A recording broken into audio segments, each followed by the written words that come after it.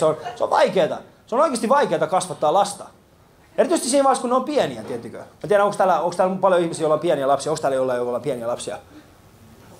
Okei, miten Marikki, mä edes kysy sinulta. Miten vanha lapsi sulla on? Mulla. Niin se on. Ai mulla 9 kuukautta. 9 kuukautta. Tiedättekö, mä ymmärrän. Hän on täysin poissa tästä maailmasta. Onko se ensimmäinen ilta, jolloin te olette yhdessä ulkona? Te olette kavereita, okei. Vaimo on muualla. Vaimo on muualla ja te olette kavereita. Se on kyllä Jumalan kautta.